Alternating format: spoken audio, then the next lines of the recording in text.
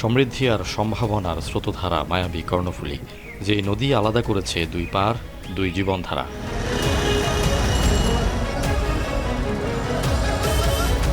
একপারে চট্টগ্রাম নগর, যেখানে আলো, উন্নয়ন কিংবা গতির সাথে মাথা ব্যথা হয়ে আছে নাগরিক নানা সংকট কিংবা অপরিকল্পিত নগরায়ন।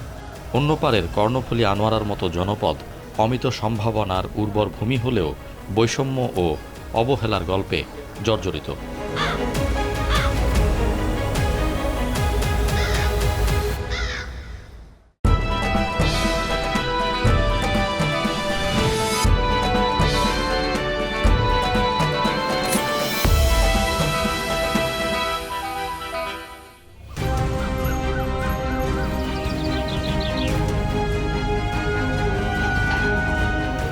অর্থনৈতিক বা ভৌগোলিক বিচারে দেশের অন্যতম গুরুত্বপূর্ণ নদীর দুই প্রান্তের জনপদ ঘিরে যে স্বপ্ন বা পরিবর্তন আশা নিরাশার চরে আটকে থাকে, তা নিয়ে ভাবনার অন্ত নেই নতুন প্রজন্মের, বিশেষ করে যে প্রজন্ম সদ্য ভোটার।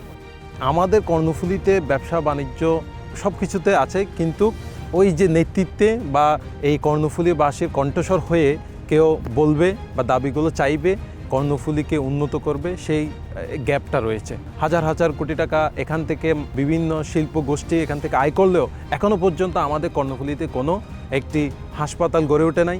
আমাদের কর্ণফুলীতে এখনও পর্যন্ত কোনো একটি সরকারি কলেজও গড়ে ওঠে নাই। রাস্তাঘাট তো অবকাঠামো তো আমরা পিছিয়ে আছি, শত শত মাইল রাস্তা এখনও আমাদের কর্দমাক্ত হয়েছে, কাঁচা হয়ে পড়ে আছে, পাকা নেই।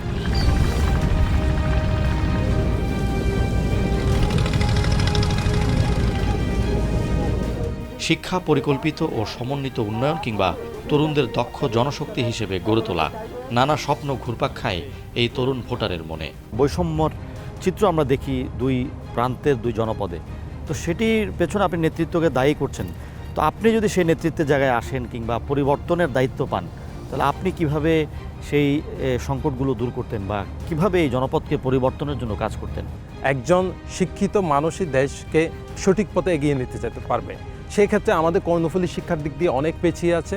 তো শিক্ষাতে আমি সর্বোচ্চ চেষ্টা করব এবং আমার কর্ণফুলী উপজেলায় অন্তত যাতে একটি সরকারি শিক্ষা প্রতিষ্ঠান, সরকারি কলেজ গড়ে তোলা যায়, সেটা আমার সর্বোচ্চ চেষ্টা থাকবে। প্রশাসন এবং এই যে বেসরকারি ইন্ডাস্ট্রি কলকারখানা রয়েছে তাদেরকে উদ্বুদ্ধ করা, তাদেরকে সামাজিক ব্যবসার প্রতি উদ্বুদ্ধ করা, তাদের সাথে সমন্বয় করলে আমি মনে করি শিক্ষা ব্যবস্থা বলেন, এখানকার যে চিকিৎসা ব্যবস্থা বলেন, সব কিছু নিরসন করা যেত।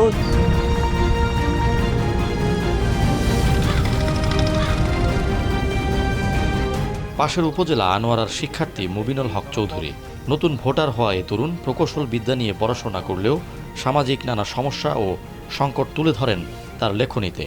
কর্ণফুলী নদী পাড়ের শিল্প কারখানার পরিবেশ দূষণ নিয়ে উদ্বেগ এই তরুণেরও।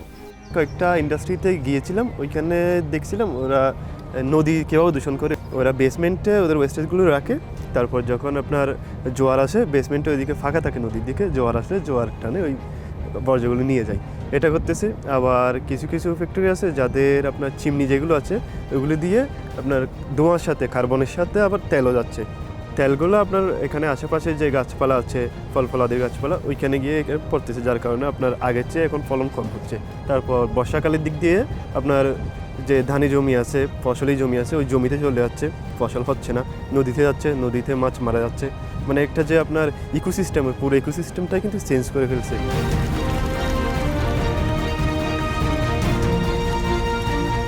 পরিবেশ ধ্বংসের মহোৎসব ঠেকাতে নদী শাসন, দূষণ রোধে কঠোর আইনের উপর জোর দিলেন এই শিক্ষার্থী।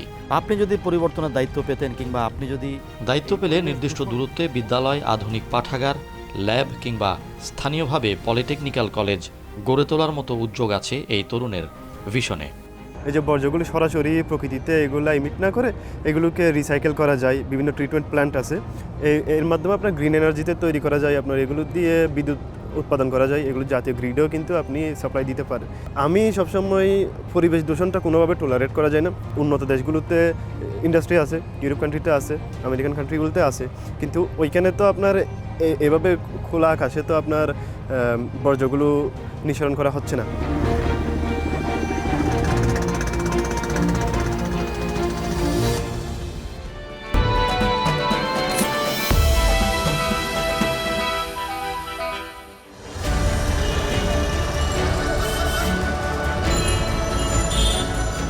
ঈসানগর এলাকার তরুণ মোহাম্মদ আরমান খুব বেশি পড়াশোনার সুযোগ না পেয়ে এখন বৃদ্ধ বাবার ব্যবসায় হাল ধরেছেন। তরুণ উদ্যোক্তা হিসেবে নিজেরও নানা ব্যবসায়িক পরিকল্পনা থাকলেও স্থানীয় অবকাঠামোগত সংকট বাঁধ সেধেছে।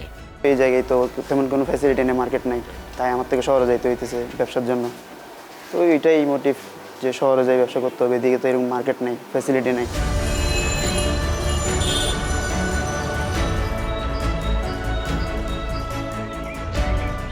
স্থানীয় অর্থনীতির বিকাশ ও ব্যবসায়িক সম্ভাবনা বাড়াতে পর্যটনের উন্নয়ন ও অবকাঠামো ঢেলে সাজানোর স্বপ্ন দেখেন এই তরুণ। আমি দেখতাম এখানে একটা ভালো জায়গা দেখতাম, দেখে ফ্যাসিলিটি একটা মার্কেট করার করতাম, যাতে এদিকে সবাই এরা এদিকে থাকি ব্যবসা করতে পারে। আমরা তো শহরে যাইতে হইলো না, এদিকে থাকি আমরা ব্যবসা করতে পারতাম। ওইটাই একটা মোটিভ আমার। আরমান, মুবিন কিংবা ইমরানের মতো তরুণেরা যখন শিক্ষা, অবকাঠামো কিংবা সুযোগের অভাবে আটকে থাকেন, তখন নদীর অন্য প্রান্তে চট্টগ্রাম শহরে তরুণদের নানা স্বপ্নে বাঁধ সাধে নাগরিক যত দুর্ভোগ।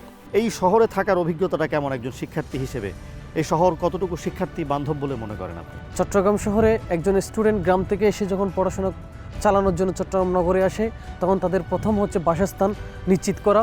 ব্যাচেলরদের জন্য যে বাসাগুলো পাওয়া যায়, সেগুলো বাসা পাওয়া খুবই অত্যন্ত দুষ্কর একটা বিষয়। যে বাসাগুলো পাওয়া যায় সেগুলো হচ্ছে বাসযোগ্য নয় এবং পরিবেশ বান্ধব নয়। শিক্ষার্থীদের জন্য পড়াশোনার যে এনভায়রনমেন্ট থাকা দরকার, নিশ্চিত হওয়া দরকার, ওটা থাকে না। তারপরে ধরতে গেলে জলবদ্ধতা, সামান্য বর্ষার মৌসুমে সামান্য বৃষ্টি পড়লেই পুরো নগর তলিয়ে যায়, যার কারণে আমাদের ক্লাসের যাতায়াত সমস্যা হয়ে যায়, ক্যাম্পাসে যেতে পারি না, ক্লাস করতে পারি না। এই শহর ঘিরে নানা স্বপ্ন তার। আপনি যদি এই চট্টগ্রাম শহরকে পরিবর্তনের দায়িত্ব পেতেন, তাহলে আপনি শিক্ষার্থীদের জন্য কী ধরনের পরিবর্তন আনতেন? যদি সুযোগ পেতেন তবে দুর্ভোগ মোকাবেলায় নিতেন নতুন নানা ব্যতিক্রমী উদ্যোগ। সমস্যা সমাধানে গবেষণা ও বিশেষজ্ঞ নিয়োগের উপর জোর দিলেন সম্ভাবনাময় এই তরুণ।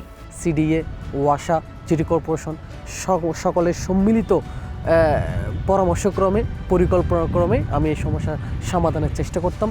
তারপর হচ্ছে যে এই যে চট্টগ্রাম শহরে বিশেষ করে আমি একজন শিক্ষার্থী হিসেবে শিক্ষার্থীদের যেই সকল সমস্যা মুখোমুখি হয়, আমি যদি একজন জনপ্রতিনিধি হতে পারি, এই যে শিক্ষার্থীদের এখানে গ্রাম থেকে অনেক ছেলেরা, অনেকে শিক্ষার্থীরা এসে চট্টগ্রাম শহরে পড়াশোনা করে, তাদের জন্য পড়াশোনার পাশাপাশি আলাদা একটা ইনকাম আউটসোর্সিংয়ের ব্যবস্থা বা এরকম একটা ওয়ে করে দেওয়ার আমি চেষ্টা করতাম।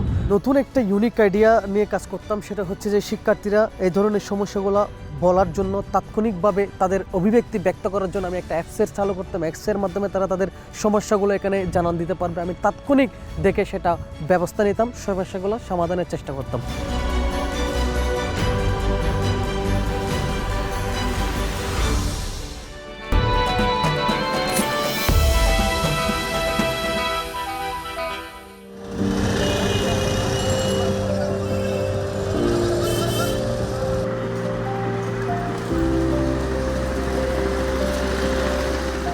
পরিবেশ ও প্রকৃতি ভালোবাসেন সদ্য ভোটার হওয়া চট্টগ্রাম বিশ্ববিদ্যালয়ের বনবিদ্যার শিক্ষার্থী খাতেম মোহাম্মদ।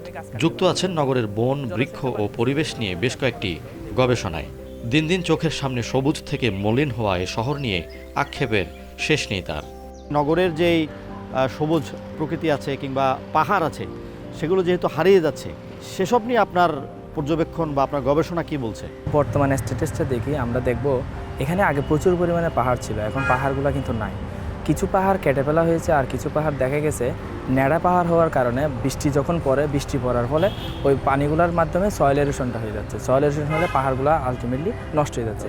পাহাড় যেহেতু ধ্বংস হয়ে যাচ্ছে, আমাদের বন্যপ্রাণী যেগুলো ছিল এগুলো শেষ হয়ে গেছে। এর ফলে দেখা গেছে আলটিমেটলি পাহাড়গুলো যেহেতু শূন্য হয়ে গেছে, আমাদের বৃষ্টিপাতের পরিমাণ কমে গেছে। বৃষ্টিপাতের পরিমাণ কমে যাওয়ার ফলে আমাদের তাপমাত্রা বেড়ে যাচ্ছে। তাপমাত্রা বেড়ে যাওয়ার ফলে আমাদের বিভিন্ন রকমের অস্বস্তি দেখা দিচ্ছে। যেমন আমি যদি একজন ছোটো স্কুলে যাই, যে তার কথা যদি বলি, সেও দেখা গেছে স্কুল থেকে সে টায়ার্ড হয়ে যাচ্ছে। কেন টায়ার্ড হচ্ছে? সে তাপমাত্রাটা নিতে পারতেছে না। আমরা যদি দেখি আলটিমেটলি আমরা সিটি কর্পোরেশন থেকে গাছ লাগানো হচ্ছে, ঠিক আছে। আমি আসার সময় দেখলাম মিড আইল্যান্ডে যে গাছগুলো লাগানো আছে, ওখানে কিন্তু আলটিমেটলি পানি দেওয়া হচ্ছে না। পানি দেওয়া না হলে আলটিমেটলি দেখা যাবে, বিশেষ করে এখন শুষ্ক মৌসুমে গাছগুলো মারা যাবে, পাতা ফেলে দিবে। আর তখন দেখা যাচ্ছে আলটিমেটলি যে পরিমাণ গাছ গ্রো করার কথা, এভাবে গাছ গ্রো করতেছে না। নগর পাল্টে দেওয়ার দায়িত্ব পেলে টেকসই উন্নয়ন লক্ষ্যমাত্রাকে গুরুত্ব দিয়ে কাজ করতেন তিনি। তার পরিকল্পনায় প্রাধান্য পেত সমন্বয় ও গবেষণা। আমাদের তো অনেক জায়গা কমে গেছে, তো সেক্ষেত্রে আমার অন্য পরিকল্পনার মাধ্যমে যাইতে হবে। যেমন আমার যে সমস্ত বিল্ডিং আছে ওখানে রুফটপে যে প্লান্টেশন যদি করতে পারি, আমরা যদি বাগানের মতো করতে পারি, আলটিমেটলি আমার যারা ছাদের নিচে থাকে তারাও শান্তিতে থাকতে পারবে এবং আমাদের টোটাল শহরের যে তাপমাত্রা ওটা একটু কমে যাবে। এর ফলে আমি ওকে বেনিফিট দিব, তুমি ট্যাক্স কম দিবা, সে এর মাধ্যমে সে এটাতে উদ্বুদ্ধ হবে, ফলে সে দৈনন্দিন কিছু প্রোডাক্টসও পাচ্ছে খাওয়ার জন্য এবং সেখানে সবুজায়ন হওয়ার ফলে আলটিমেটলি রুফটপের যে টেম্পারেচার ওটা আলটিমেটলি কমে যাবে। এটা আমাদের পুরো শহরের টেম্পারেচারটা কমায় দেবে। খাতেমের মতো প্রকৃতি ও পরিবেশ বান্ধব নগরী গড়তে কাজ করছেন নগরের প্রিমিয়ার বিশ্ববিদ্যালয়ের শিক্ষার্থী পরিবেশ কর্মী মৌসুমী আক্তার।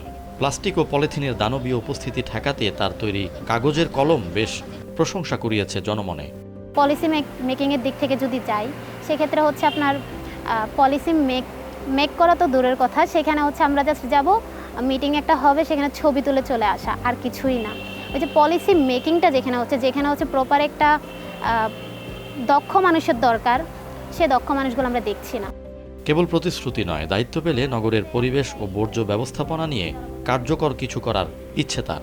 আমি যদি দায়িত্ব থাকতাম তাহলে প্রত্যেকটা শহরে, প্রত্যেকটা গ্রামে, প্রত্যেকটা এরিয়াতে গ্রিন ভলান্টিয়ার টিম তৈরি করে দিতাম, যেখানে তারা পরিপূর্ণ সুযোগ সুবিধা পেত এবং তাদের যে কাজের আগ্রহ সেটা তারা পরিপূর্ণভাবে পেত। ওয়াসার দিকে দেখি বা বড় বড় যেই আবাসিক এরিয়াগুলো রয়েছে সেখানে কিন্তু আমরা ওই রকম বর্জ্য ব্যবস্থাপনার সংকটটা দেখি না, কারণ এটা হচ্ছে রেসিডেন্সিয়াল এরিয়া। আর আমরা যদি একটু ভার্নারেবল এরিয়াগুলোতে যাই, সেখানে দেখবেন যে প্রচুর পরিমাণে ওয়েস্ট ম্যানেজমেন্টের সমস্যা রয়েছে।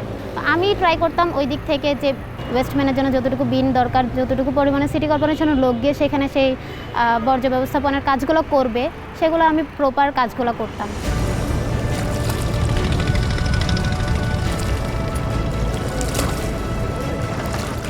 নদী কিংবা নদী তীরবর্তী দুই প্রান্তের তরুণ স্বপ্নেরা পাল্টে যাওয়া নতুন বাংলাদেশের তরিতে চড়ে পাড়ি দিতে চান সমৃদ্ধ ভবিষ্যতের দিকে। টেকসই উন্নয়ন, জনবান্ধব নীতি ও দুর্নীতি অনিয়মের কবর খোঁড়ার স্বপ্ন তাদের ধমনীতে কর্ণফুলী নদীর মতোই অবিরাম বয়ে চলে। সাম্পানের হাল ধরা তরুণ মাঝি কিংবা বিশ্ববিদ্যালয়ের শিক্ষার্থী সবাই নতুন ভোটাধিকারের মধ্য দিয়ে নিশ্চিত করতে চান একটি গণতান্ত্রিক বাংলাদেশ, বৈষম্যহীন চট্টগ্রাম।